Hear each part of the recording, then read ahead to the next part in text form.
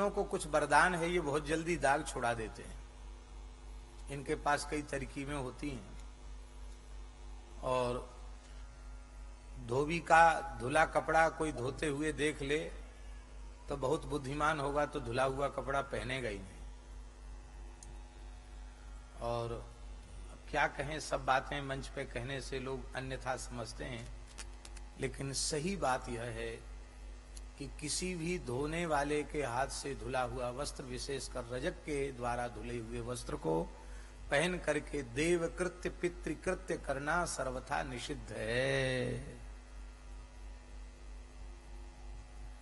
अपने हाथ से धोना चाहिए, नील नहीं लगाना चाहिए, कलप नहीं चढ़ाना चाहिए, शुद्ध वस्त्र अपने हाथ से प्रक्षालित करके उसी को पहनना चाहिए, उत्तम पक्ष है। तब आप लोग कहेंगे कि जब आप ऐसा निषेध कर रहे हैं और उसमें शास्त्रीय प्रमाण भी दे रहे हैं, तो फिर ये क्यों बनाए गए? कपड़े नहीं धोएंगे, उनका धोया हुआ पहना नहीं जाएगा, तो बनाए क्यों गए? उनका क्या होगा? बहुत ध्यान से सुने।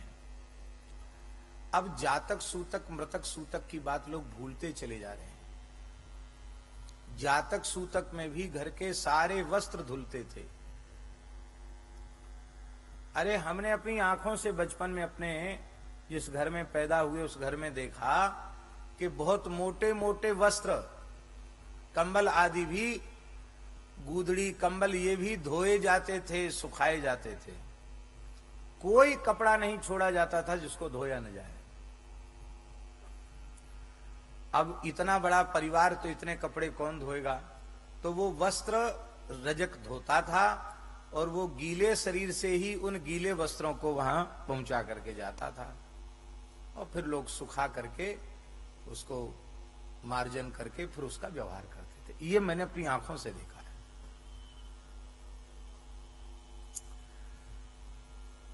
अब तो यज्ञ में, अनुष्ठान में दीक्षित ब्राह्मण भी सारे कपड़े जजमान धोबी के यहां भेज देता है। धोबी के कपड़ों में सबके कपड़े मिले रहते हैं। किस मनुष्य के वस्त्र हैं कोई पता नहीं है। सब कहां सुखाते हैं, कहां उनको धोते हैं, कैसे पानी में धोते हैं, कहां सुखाते हैं, और उसको पहन के फिर एतत् जपम पाठम होमादिकम बाहं करिष्ये। फिर यजमान कहता कि महाराज हमने इतने पाठ कराए, हमने इतनी पूजा कराई, हमको फल नहीं मिला। भाई फल कहां से मिलेगा?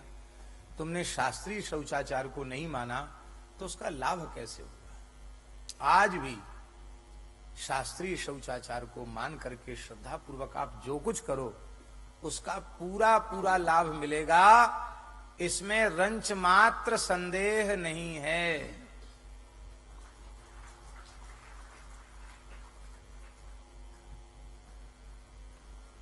प्रतिदिन सत्संग एवं दर्शन के लिए श्री महाराज जी के ऑफिशियल चैनल को जरूर सब्सक्राइब करें।